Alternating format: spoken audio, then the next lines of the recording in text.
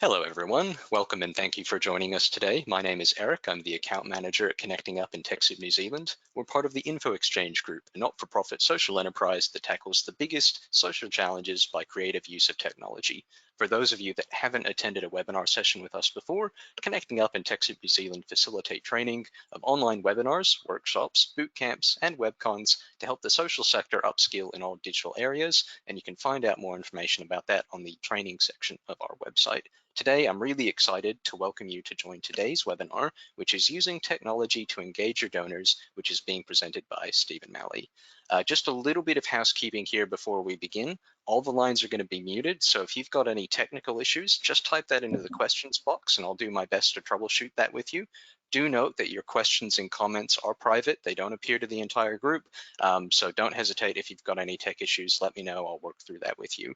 Similarly, if you have got any questions, this is going to be an interactive session. There are no silly questions, so if you've got any questions for Stephen, type it into the questions box. There's going to be a few polls and stuff that will be running, so if you type your results in there, I can go ahead and read those out to Stephen as we go along or when we pause for questions. So again, don't hesitate. Just type that into your questions box. They won't appear to everyone, they'll just appear to me, and then I'll go ahead and read them out, so don't be shy. Now, just a couple of last minute points here. So if you've got other programs open, just try and close those down if you can. That can sometimes impact the quality of the streaming of the audio and video, and we want you to have the best experience that you can today. This session is being recorded like pretty much most of our webinars, so if you want to check back on anything that you've missed, or if you happen to be watching this recording, you can do so at any time. So we'll be uploading a copy of the recording probably tomorrow, along with a copy of the slide deck. So check that out later. Keep an eye out for an email from myself on that. Finally, there's going to be a short survey at the end of the webinar, just asking for feedback on how it's been. If you could fill that out, it'll only take a minute or two of your time, and that really helps us, so we'd really appreciate it. Otherwise, that's it from myself, so I will hand over to you now, Stephen. Thank you very much. All right, great. And good morning or afternoon, depending upon where you are. Thank you all, very much for being here today. I'm just going to do a short intro of myself before I launch into the agenda. So my background, as you can probably guess from my accent, is North American fundraiser. I was a North American fundraiser prior to moving over to Sydney some 14 years ago. I oftentimes get asked, how come you haven't lost your accent? And the fact of the matter is, none of us ever lose our accent. Whether that accent is good or not, it sticks with us our whole lives. Sometimes it gets even stronger, which I think mine has since I've moved here to Australia. I can't explain that, but it indeed has. So as I said, I was a professional fundraiser in the US, mostly in healthcare, in the healthcare space. So for disease-specific organizations as well as for large medical centers. I most recently was a fundraiser in the city of Boston. And if you know anything about Boston, it really is the nonprofit mecca in the US. It's full of universities, colleges, and hospitals. There are some 55 universities or colleges in the city of Boston, and there must be about 20 or 24 hospitals or medical centers. So if you're a fundraiser and you want to gain US fundraising experience, Boston is a great employment city for not-for-profit professionals. I moved over here to Asia Pacific, as I said, 14 years ago, and I started this business called Fundraising Force 8.5 years ago. Fundraising Force actually provides a couple of what I like to say arms of services, if you will. The first arm is fundraising strategy and implementation of that strategy. So we help charitable organizations, universities, schools, you name them, to develop a 3-year strategy. And then we actually help to implement that, that strategy. The other arm of the business is all about operations. And so we focus in on technology searches and implementations of those technology platforms. Those can span from CRMs to marketing automation platforms, third-party fundraising platforms, you name it, and we're very much talking about that space today. And it also can range from other operational matters. So we've been asked to come in and help improve supporter services, help improve policies, procedures, that sort of thing. So operations, the other half of the business. I think together the two are a unique blend for a consultancy in this space, perhaps not in North America, but definitely here. Very few consultancies have both the fundraising expertise and the operations expertise, and the two, as you know, are so important, which is what we're talking about today. So I've put together, I think, a four-prong agenda for today's session, and I hope I'm going to deliver as promised. You'll keep me honest, I guess, not only through your questions and comments, but also on the survey at the end. That four-prong agenda is first how technology can streamline your online experience that you offer supporters and others. The second is the way that technology might cultivate your digital brand and influence people to become supporters of your organization. The third is technology tools that can really maximize your revenue. And the last is technology for relationship fundraising, major gifts, trusts and foundations, corporate partnerships. And I put a comment on here, it's not just for digital. So those are the four pieces that I think we advertised through Connecting Up, and I wanted to make sure that I deliver those because that may have been why you chose to come here today. As has already been said, we're going to take questions, and I encourage you to put those questions in the questions window of the GoToMeeting platform here. I'm happy to take questions throughout. I'm also happy to save enough time at the very end for your questions, and you'll see my contact details on the very last slide. I'm happy to hear from you after this webinar, whether that's via SMS, a phone call, or certainly by email. I'm happy to take your questions, keep in touch with you. And as has been said, no question is foolish, so I want you to feel free to ask away. And if we don't get to all of them, I'll certainly do a follow-up email that can be sent out with the content, after the fact. We are going to take a couple of polls, I think 3 polls, and the first one you are going to use that question window to respond because it would have been too complex or nearly impossible for us to use our platform for that one. So by all means, prepare yourself right now to use that question window for your response. I want to reiterate my thanks to you. I know that the webinar space is jam-packed these days. And I think, even Blackbaud is running their BBCon yesterday and today, or today and tomorrow. It's back-to-back days, and there's a lot of content out there in this space. And so I just want to thank you for taking the time to come today, and also for supporting Connecting Up. It's a fantastic organization. I want to thank them for allowing me to present. I know that this is eating in some of your lunch hours, depending upon, again, where you're geographically placed. And so I'm grateful that you chose to spend this hour with me today. Okay, I mentioned that we were going to take a poll in the question window. This is the only poll that we're going to actually use the question window. And what I'd like you to do is to actually place your answer in the question window to this question. And that is, what is your role in your organization?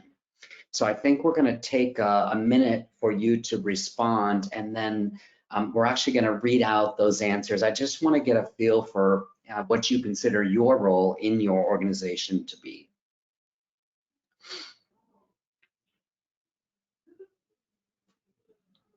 And I think when those answers come in, if you'll just read them, that would be fantastic. Sure thing. Thanks, Stephen. So the answers are starting to come in now. So we've got a few answers already, so keep typing them in, people. So we've got a manager, we've got an admin officer, We've got someone in donor experience. We've got an IT project manager. That's who we've got so far.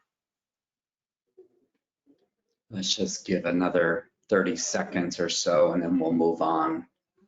Sure thing. We've got a couple more coming in. So we've got an operations manager and another ICT manager.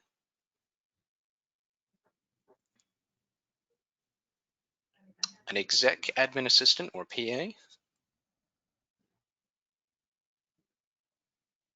Another finance and operations manager. Thank you.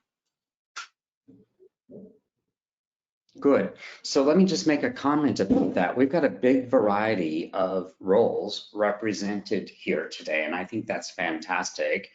We're going to dissect this a little bit more in the next two polls. So I'm just going to move on if that's okay. And we'll take these other two quick polls. I'm just trying to get a lay of the land here, if you will, and also help you understand who you're sharing the screen with today.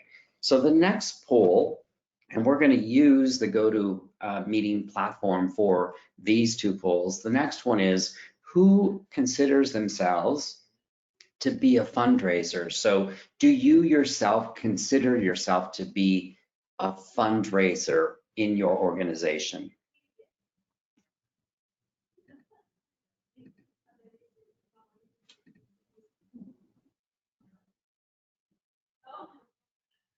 Thanks for the answers as they come in, everyone. I'll leave this poll open for another 40 seconds before sharing the results. Hopefully you can't see my messy desktop. Nope, it's all good. Just the poll at the moment. Okay, good. I got paranoid for a second there.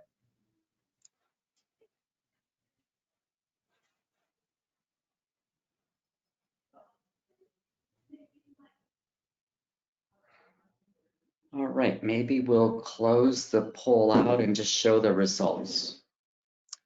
It's very interesting. Dead heat. Yeah, it is interesting. Good. I'm going to comment on this in a second after we do the next poll, but I find this fascinating. Let's go ahead and do the next poll, which is who considers himself to be responsible for or an influencer of technology in your organization. So we'll go to that poll now. And if this one's 50-50, I'm going to buy a lottery ticket for tomorrow night.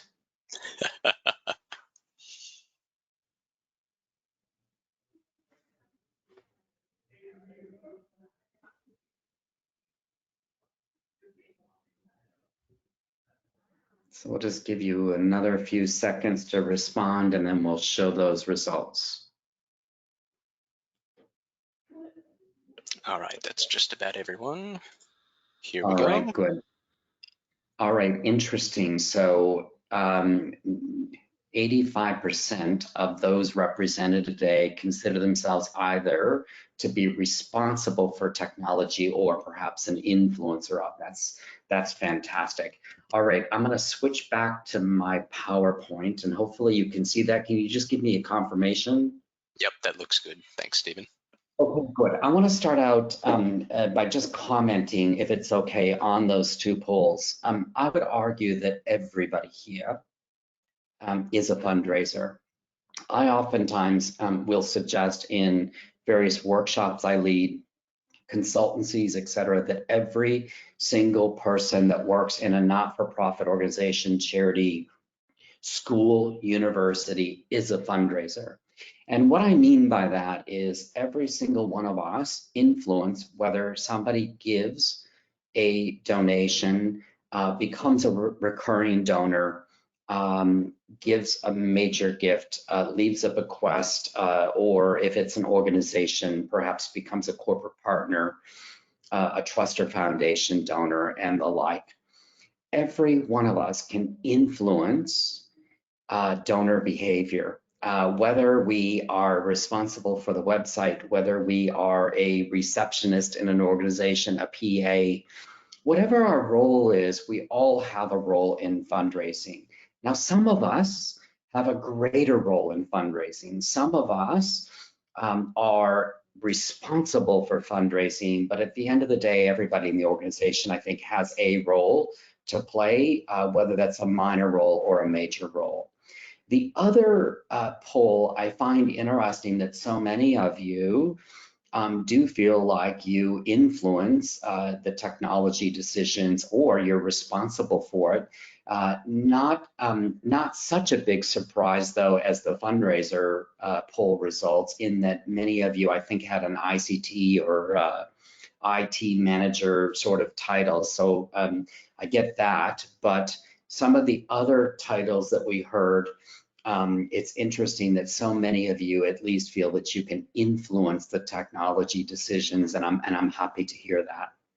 All right, I'm going to move on, if it's okay, and get to the content. So the first thing that I want to say is that Fundraising Force are independent. We have no relationship with any technology firm in terms of a conflict of interest. So what I mean by that is we've got good professional relationships with many technology companies in our market here, and we need to, but none of those relationships would present a conflict of interest. And it's really important to me as the business owner to hand on heart say that we don't have a conflict of interest. We don't care what technology products our clients choose, just so that they're best fit for their organization. And whether they choose to work with company A, B, or C, we receive no benefit back from that. And we have chosen to steer clear of any potential conflict of interest or influence in terms of those relationships. So we also do not endorse any technology product. We're happy to talk about the pros and cons of various products, and every product has positives and negatives in this market. But we don't say to you that we are an endorser of XYZ platform. That way we can remain independent and product agnostic. So that's really important to us, and I just want to put that up front there. And I don't believe that I've included platform names in this presentation today. If I get asked a question by any of you, what I suggest in terms of CRMs, marketing automation, whatever it is, I'm going to talk about multiple platforms and try to be very neutral in my answers today.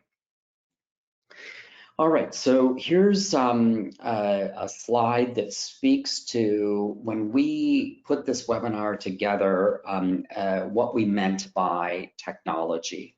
So I think this is really important to set the scene. So of course, your CRM, your constituent relationship management solution, is a big factor in your technology set, and we want it to be. We want you to use the most powerful tools out there in the market. The CRM space has changed dramatically here in Asia Pac over the last 14 years that I've been on the Australian shores. It's fascinating how far that CRM space has come and how intelligent these CRM tools are becoming.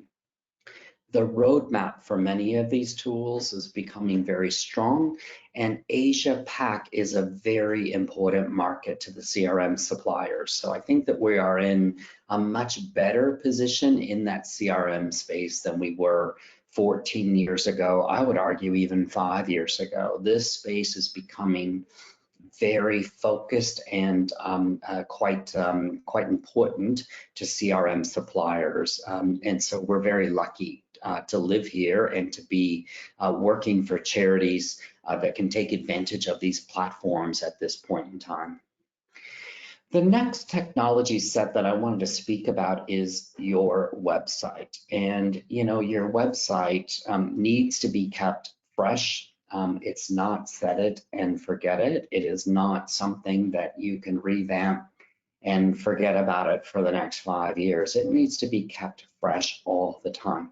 It's a very crowded space, extremely crowded in terms of, your website against any other charitable organization, school, university website that's out there. The content not only has to be fresh, and I'm just as guilty of this as many charitable organizations, but it also has to be dynamic, inviting, those sorts of things. Just last night, I said to a colleague, I have got to redo my website. This morning at breakfast, I said to another colleague, I used to blog 2 days a week, and I do an e-newsletter 3 days a week, the opposite days. So Monday, Wednesday, Friday, my fundraising force digest comes out, and you're welcome to subscribe to that. It's repurposed content all about fundraising and technology. And on Tuesday, Thursday, I used to write a blog post. I've not written a blog post in a long time because I got too busy. That is not a good thing. I need to prioritize that because it helps with my SEO settings and those sort of things, my Google rankings, etc. So tools linked to your website are really, really important as well. And so I can't speak enough about that. So what you have linked to your website, and that might include things like blogs, but other tools that you've got linked to your website. I have my Twitter feed linked into my website. So other tools that you've got linked to your website are really critical.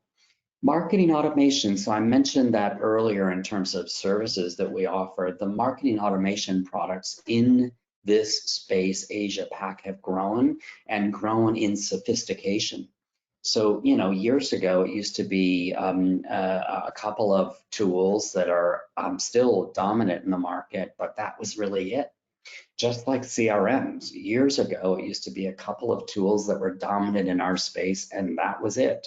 So like CRMs, marketing automation platforms have grown, and we've got more choice, and we've also got greater sophistication, and I think that's great. We want more choice. We want more competition in this space because that causes these platforms to improve all of the time. SMS tools. So there are some SMS tools in this market that have become really sophisticated and what I call conversational SMS. So you send out an SMS to me, the supporter or prospective supporter, and ask me a question. I respond to it, and there's a conversation that happens using technology. So there's not a human being in your organization seated there responding to these things. The SMS platform is programmed to respond through a conversational SMS. Now, if I say something really odd, like I can't talk right now, I'm in the shower, it doesn't know how to deal with that. It's not programmed to deal with everything. So it would kick that out to a human being. But for the most part, these tools have, again, become really sophisticated, and there are more of them in this space. Social media. I don't have to tell you about the importance of social media, but I've included that in the mix of technology today. And that includes, of course, Facebook. It includes TikTok. It includes Instagram. It includes YouTube. So it's really important for us to think about all of those social media platforms, and I've just named, 4 key platforms here, but it's no secret that this space is becoming more and more crowded, but also more sophisticated. Look at the changes on the Facebook platform in our market over time. Look at how important TikTok has become. It used to be this silly sort of teen platform, and now it's becoming really essential for not-for-profit organizations. Instagram has its purpose, and of course, YouTube. So I just wanted to point out that that's part of the technology mix that I'll speak to today. I've also put here prospect research because you'll remember, I think, point 4 on my agenda is to address that technology is not just about mass marketing, but it's also about relationship fundraising. And in that space, we've got the all-important prospect research platforms that are out there that we need to take advantage of. Now, I come from North America. We are far less focused on privacy, perhaps to the detriment. of US citizens than you all are as Australian and New Zealand citizens. And I don't criticize Australians or New Zealanders in this space, don't get me wrong. There's a lot less available in the public domain in terms of prospect research in Asia Pacific than there certainly is in North America. I often like to tell the story that if you really wanted to, at one point in time, you could search my name and you could learn what I paid for my house, whether or not I had a mortgage on that house. If I did have a mortgage, what my certainly what my property taxes are, what my property value is, what other properties I own, and if I am playing in the stock market, am I an inside trader, that sort of stuff. So there's a lot of information available about people that you might cringe about, that you might say, good God, and really in North America, all they really care about in terms of privacy up until this point is healthcare privacy. You can't find anything about my healthcare situation, thank God, on the internet, but financially, my family makeup, all that kind of stuff is available in the public domain because North Americans are far less privacy oriented than Asia Pac nations. All right, just a comment about technology. I think COVID did one good thing for us worldwide, and it was that we had to be, as charitable organizations, schools, universities, you name them in that space, we had to get on board with technology. I can tell you that I have many clients that weren't ready in terms of being able to access the CRM outside of the office, file sharing, they weren't ready for, meeting platforms, collaboration platforms, these sort of tools. We have had to get on board in terms of their use and become more aligned with our for-profit counterparts. And I think that's a good thing. So if COVID did one good thing to us, and it did many bad things to us, COVID actually pushed our sector to become more in line with our corporate counterparts in terms of the use of technology. You'll see here that I've got a second bullet point, and it's just a question that I'd like you to ponder. Is your charity maximizing technology at this point in time? I'm going to guess the answer would be no. And I say that because you showed up today, but I also say that because I think every organization, every business can do more in this space. And I hope the following slides provoke some thoughts, have you jot down a few to-dos, because I think we can all do better in terms of maximizing technology. I oftentimes tell clients I own this laptop that I'm speaking to you through. It's a MacBook Air. It's probably 2 to 3 years old, probably on the 3 side. And I probably use 60% of this technology sitting in front of me. And I oftentimes wonder, why don't I use more than that? Well, it's probably because I don't know what I don't know. So I don't know what that other 40% is. And also, I bought it and it came with this technology, right? I couldn't really pick and choose at the Apple store what it came with, right? So I bought this MacBook Air because it's light. I could travel with it. It's essentially my life. It is my business. And I use it for what I need to use it for, which is largely communicating with clients, doing my business finances, stuff on the web, and documentation for my customers. That's really what I use it for, but I could be using it for so much more. And that's just an analogy. We are all in this boat. We could all do better. We can all do more in this space. All right, I'm going to now turn to bullet point 1 on the agenda. and talk about a few things online here. And again, please offer questions in the question window as they arise. I've definitely got time saved at the end for them. Okay, I spoke a little bit earlier about your organization website. I'd like you to think about what more you can do in terms of your organization website.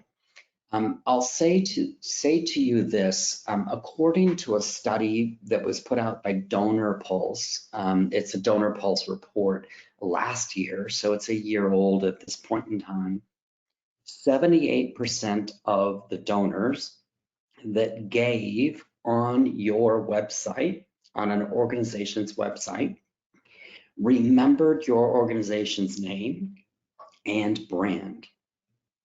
But if donors gave through a third-party fundraising platform, only 63% of them remembered your organization's name and brand. Let me speak to why I believe that is. And then I'll comment on the 73% because I don't think that's high enough. But let me talk about the 63%. 63% of the donors who gave through a third-party platform didn't remember the organization name that they gave to or the brand of the organization. I think that's pretty poor.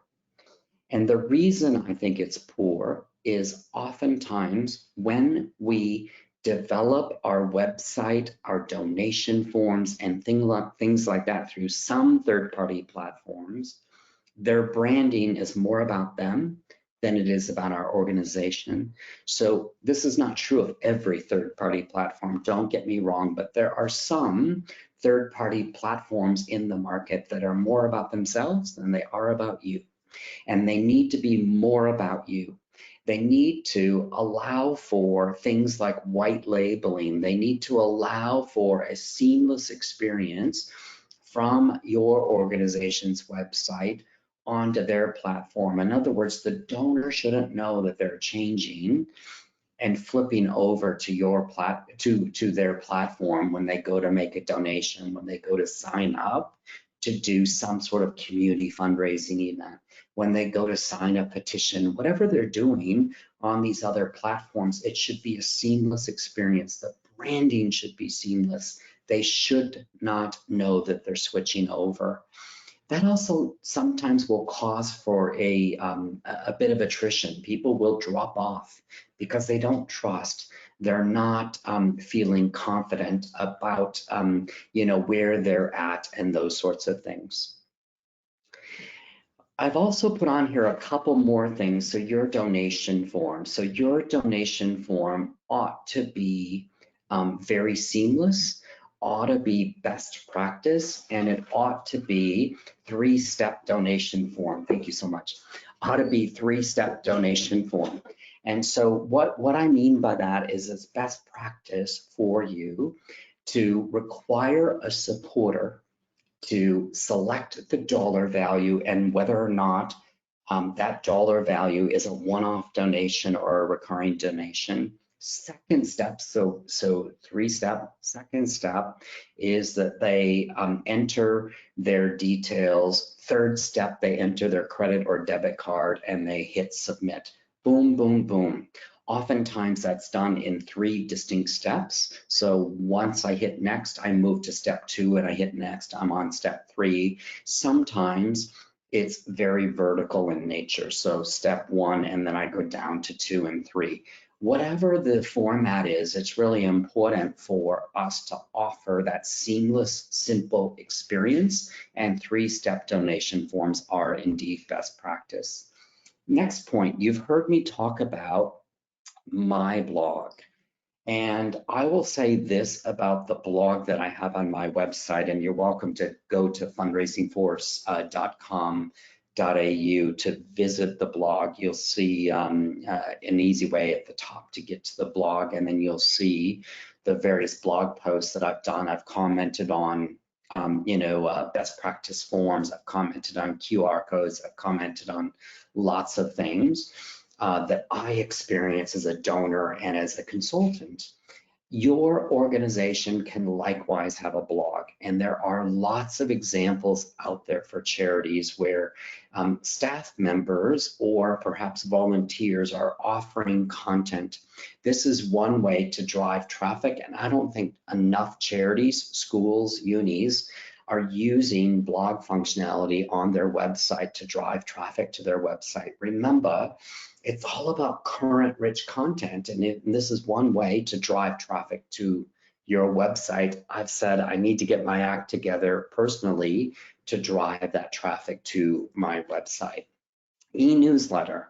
So another thought here. So we, as charitable organizations, we're great at producing paper newsletters. More and more are moving toward an e-newsletter or perhaps a bit of a hybrid.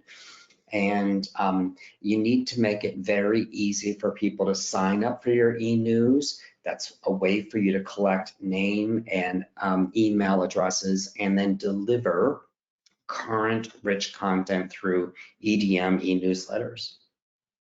Impact reports. So we need to make these interesting and not dry. Years ago, we all used to produce annual reports, and we would, spend sometimes weeks and weeks putting together that paper document to describe what we had done over the last year. It was a bit of a high school yearbook, if you will. Now we're producing these impact reports, and there are some great examples out there. If you just Google charity impact reports, you'll see some examples worldwide that are out there, and they're not only produced, in PDF format on websites, but through video and other mixed media to keep people engaged and actually have more of an impact with your impact report. Receipting. So this can oftentimes be seen as a back office function, but I actually think your receipt matters. And I think the way you produce your receipt and the speed in which you do it oftentimes determines whether or not a one-off donor becomes a recurring donor and whether or not that donor ultimately grows to become a major donor and perhaps leave a gift in their will to your organization. So receipts matter. The accuracy, the timeliness of their delivery, and more organizations are assuming that everybody wants their receipt electronically, which is probably a safe assumption. But we need to pay attention to donor preferences in terms of the receipt and offer some rich content in this receipt. The receipt is not just about the financials, what I gave to, when I gave, and how much I gave. That's important, but that is 10% of the receipt. The rest of the receipt, tell a story. And I want to push the envelope here literally and say to you, don't only, you should not only tell a story, but you should ask for another donation in your receipt. At the last medical center where I was a full-time head of fundraising, we realized that we were leaving $100,000 to $150,000 on the table by not asking for a donation in our receipt. So those results are proven for that particular hospital. I don't know what it would be for your organization, but I encourage you to test it. Do a 50-50 test. Ask for a donation in half your receipts and don't ask for a donation in the other half, and let's see how it performs for you. End of financial year receipts and statements, I think, are the next most important thing. So here you're going to sum up all of my one-off gifts, all of my recurring donations, subtotal, and then grand total across the bottom, what I've given to your organization. You're also going to tell a story about the impact that those donations had. And at the same time, you're going to ask for another donation as a way to keep them engaged. You will be surprised the people that will say, oh, fantastic, look at the impact I've had. I want to now make another donation. There are some third-party platforms out there that do this for you on your behalf each and every year. And I think it's a fantastic way to not only get some additional income, but to engage your supporters in a really rich way at tax time. Lead generation forms. So these are really important for us to start to build our files, start to build our prospect files. So you want to have forms on your website for people to sign up for things, for people to express interest in various things. And these forms should automatically feed into your CRM, and then they just become part of a list that you're going to use not only for solicitation. You're not only going to ask them to become donors, but you're going to start to send them content and put them on a journey. Social media. So I've already talked probably enough about social media, but you want to make sure that your social media campaigns are integrated with all of your other campaigns. SMS, I mentioned the intelligent SMS on an earlier slide, and I think there's some great tools. There's a couple of tools in Asia Pac that have become quite rich in terms of their functionality that are available in that space. And then there are lots of basic SMS tools where you can push out one-way messages to your audiences, event reminders, donation, your credit card is expired, your credit card is about to expire, those sorts of things. One way where I can respond, but if I do respond, there's not a conversation that's going to happen the way there is by those more intelligent tools that I referenced earlier. Okay, digital brand. So I've talked earlier about the noise in the web space, the noise in these other spaces, and there's a lot of competition. Every organization represented here today is contributing to that noise, and every business is contributing to that noise. People have a massive amount of content coming their way, whether it's EDMs, whether it's news, whatever it is. We've got a lot of content. I receive most of my news via Twitter. I receive a lot of charity updates via Twitter. That is something that I look at in the morning and I look at, before I go to sleep each day. It just is an easy way for me to digest things in a very quick way. I also will say that I wake up every morning to probably anywhere from 300 to 400 emails. And if you're like me, I hit delete, delete, delete, delete, and I only read what I must read. I need to unsubscribe to many things that I'm currently subscribed to, but the way I deal with that is in the morning I hit delete. That's not a good thing because in my mind, that takes me back to what we used to call junk mail. So, people used to go to their letterbox and then stand over the trash bin or the recycling bin and get rid of their junk mail. I'm doing the same thing with my email, delete, delete, delete, delete, and that's not a good thing. So what do? You need to stand out in my email box. You need to do things in terms of subject lines and in terms of preview content that matters in order for me to not hit the delete button on your email. I'll tell you that I am on hundreds of charitable lists, particularly here in Asia Pacific, but also in North America. I tend to read the charity email because I want to see who's doing what and what sort of journeys I'm on, but I'm not the average supporter. Many people would just hit delete and move on.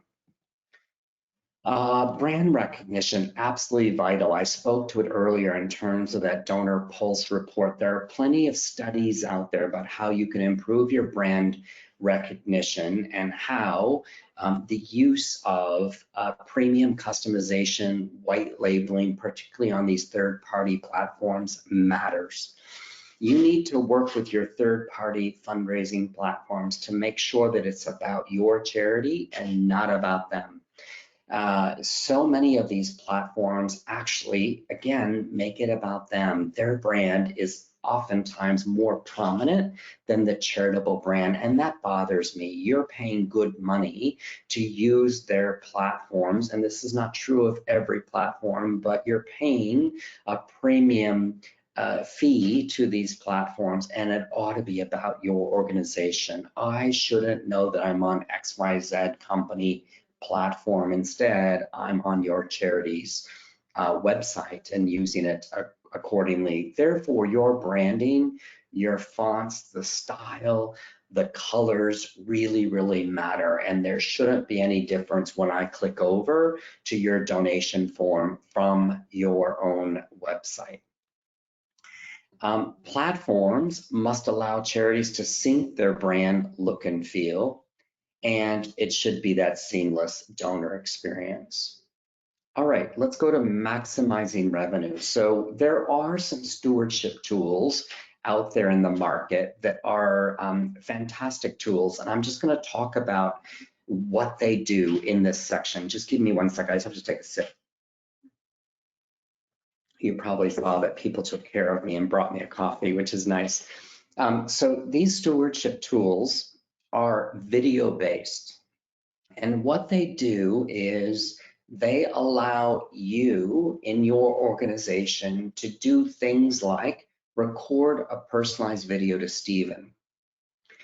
Imagine it's tax time or Christmas time or whatever your big campaign time is, and at the end of the week, you sit down and you record a video using the first name of every single donor who's given. Now, that may seem overwhelming. I'll come back to that thought in a second. But in this case, you're recording a video to Stephen. That video is going to go out to every Stephen who gave during that week. So if you've got multiple people in common names, it saves you time. You don't have to record a specific video to Stephen Malley versus Stephen Smith or something. You're then going to record a video and thank me for participating in an XYZ campaign. And then the rest of the video is generic and it's all about your organization and the impact my gift has had on your organization. That video then gets emailed to me, but it's not only emailed to me, but it's sandwiched in this beautiful email. It pops out of a actual envelope on the screen, and then I watch it. This is synced with your CRM so that you could actually go into my record or go into the video record and you can see how many times I've watched it, whether or not I forwarded it to somebody, who I forwarded it to, whether or not I watched the whole video or I only watched the first 20 seconds, all sorts of statistics. Now, why is this valuable? This is going to engage me in your organization. It's yet another tool in the market that didn't exist 5, 10, certainly 14 years ago. It's a tool that really started in North America. It's a tool that started, like many tools, in the university alumni sector, but it has spread across all of our markets. And I think it's a really rich tool to help you improve not just your stewardship, but actually you can use it for fundraising as well. So you can ask me for a donation using video technology. Imagine if you work in an organization that has something to show around the organization. A hospital in an operating room, a hospital in an emergency department, a university, a classroom. There are lots of examples, a charity that does disability services. Think about what you've got to show. It's our way to bring that organization to the individual on their desktop. Your CRM will centralize your data, but that is another way to maximize revenue using the data in the CRM to make a richer ask, make a more exact ask. Remember to call the donor because you haven't reached out to them. CRMs are starting to become more and more intelligent and use that artificial intelligence to remind you to do certain things, to prompt you to do things in such a way that they wouldn't have done that 5 years ago and certainly not 10 years ago. We need to automate more, but we need to automate more in our organization without losing the personalization. So I'm all about automation, saving time, building efficiencies, and ultimately saving costs. We want to do that, but as fundraisers, we feel the need to hold on to things. We don't want to let go of things because they might seem too automated, too sterile. So think about the things that you can automate, but yet add that personalization. This stewardship platform that I mentioned earlier is one way. Those things are automated, but yet they're highly personal. So when I receive that envelope, my name is on it. Think about ways that you can put my name and certain things that are just about me in the email content, those sort of things. So automation without the loss of personalization. Integration, we don't integrate enough in this sector. We don't integrate tools enough. Instead, we have these technology tools that stand side by side, and that's a real problem. Connected technology to create that seamless donor experience. I'm going to comment on QR codes really quickly here because I know I'm running short on time. QR codes, we became reacquainted with them during COVID. I would argue this is another good thing about COVID because we conditioned people to get used to these again. They were dead before COVID. We hadn't used QR codes in a long time, and we became conditioned. We had to use them. We had to check in and check out of venues in order to go out, right? So we became conditioned to them. I'm starting to see more and more and more charities use it, even on their printed posters, on their direct mail pieces, those sort of things, to send me to the website, which will save on gift entry and things because I'm doing the work from my home. So QR codes really, really important. I'm just going to touch on relationship fundraising and turn it over for questions. So technology, again, is not just for mass audiences. Think about how you can maximize your CRM for relationship management. Now, this requires a discipline.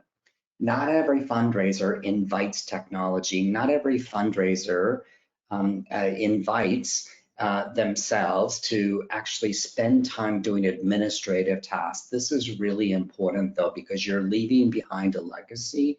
You must track every opportunity. You must track every interaction because that's going to give rich information for us then to do intelligent things down the line. And the CRM is only as good as what information is in it. So we must use the CRM for relationship management. I mentioned research tools earlier, and I just wanted to repeat that on this screen because those research tools will give us the intelligence based on what's available in the public domain to actually solicit the right people at the right time for the right amount. Moves pipeline management, again, that's about your CRM.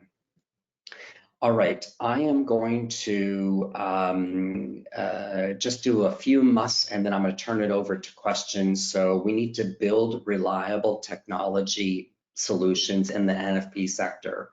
We need to resolve operational issues. There are too many of them in our not-for-profit organizations. We must improve our marketing due to the noise and the competition that we've got out there. We must analyze our data. We don't want to be tracking all of this and not use it. And too often we're putting this stuff in, but not doing anything with it in terms of outputs. And we need to create stronger donor experiences and engagement, stronger donor journeys, and those sorts of things using technology. Lastly, I encourage you all to learn new skills for the future. Don't become the antique in your organization. And we need to maximize our technology investments. We need to maximize not only the hardware, but also the software. Okay, with that, I'm going to take questions in the remaining minutes, and I'm also going to put up here my contact details, and I invite you to keep in touch with me. Reach out if you want to on a one-on-one basis. What sort of questions do we have? Thanks, Stephen. Well, we've got a couple questions in, and I know we've got about 5 minutes or so left. So if anyone else has questions, now's the time to ask them. Don't be shy. But for the questions we have got, I'll start with the first one here. So you've mentioned a lot of items, Stephen, that we ought to be doing. Of all of the things that you mentioned today, which do you consider the most important? Yeah, I think I would argue getting your CRM in order is one of the most important. You know, I think I could argue that everything's important, but that doesn't help you. It doesn't help the questioner. So getting your CRM is critical, and getting it in order, fully operational, clean, um, and integrated with tools that you must integrate it with, like finance systems, your website, web forms, other tools depending upon what type of organization you are is essential. And I say that because your CRM ought to be the central point of all of your technology. Everything should feed into the CRM where appropriate. And therefore, I think getting that CRM identified, well established, and fully operational, lack of duplicates in the CRM, everything about that CRM ought to be the central focal point, because the other bits will fall into place thereafter. So I would argue CRM. Excellent, thanks for that. I've got another question here. So the next question we've got is, how do small organizations deal with the cost of technology today? That's a really good one. I'm going to make a couple of comments. I don't think we invest enough across the board in technology. And I think those organizations that do see their revenue increase and the technology pay for itself.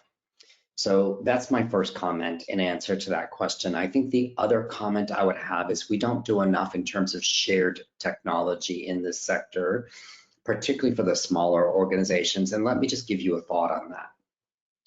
I was in an office a few weeks ago in Washington, D.C.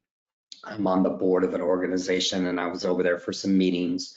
And they have a wonderful piece of technology that I think is amazing, and it's a signature machine. And what this machine does is it signs letters, certificates, things like that, with the actual signature of the CEO and the board chair. And the signature, it uses a pen, so a blue ink pen, you name it. And so it looks like, and it is, the live signature of the person that sent the letter, yet it's mass produced. It does not look mass produced. So they can use it for solicitation letters, they can use it for the other purposes that I've mentioned, and the recipient think that that CEO, that board chair actually took the time to sign this letter for me, whereas that letter went out to tens of thousands of people. Here's the reason I mention this. That machine is idle. That machine is idle 39 of 40 hours during the week, and probably a lot more than that. And it struck me that that machine could be shared with other charities. And all it takes is the signature to be placed on a piece of paper, that technology to be transferred to the machine, and then another organization could use it. So my point in all this is sometimes we think technology is unaffordable, yet certain pieces of technology could be shared among smaller charities, larger charities even. And because we believe that technology is out of reach in terms of a price point, I encourage us as a sector to think about models where we could actually share technology. Now, not everything can be shared, and not every license agreement allows for this sharing model. But I think at the end of the day, it is a way to consider whether or not you can actually acquire a piece of technology if you share it with a sister organization. Excellent, thanks for that, Stephen. Well, it looks like we're just about on time here, and it doesn't look like we've got any more questions. So I think we Okay. can go ahead and wrap things up. Was there anything else that you wanted to add here at the end? I just want to say thank you to Connecting Up for offering these webinars. I think it's a great way for us to pass along learnings and share in conversation and meet one another. And I also want to thank your participants for sharing this hour with us. Brilliant, thanks for that. Well, look, thank you very much, Stephen, for presenting. That was fantastic, and thank you everybody for attending. Great to see you here at another webinar. Just a final reminder, again, this session was being recorded, so you should get an email from me tomorrow with a copy of the recording and a link to the slide deck. So if you want to check anything out tomorrow, you'll be able to do so. Otherwise, thank you all for attending. We hope to see you at the next section and enjoy the rest of your day. Bye, everybody.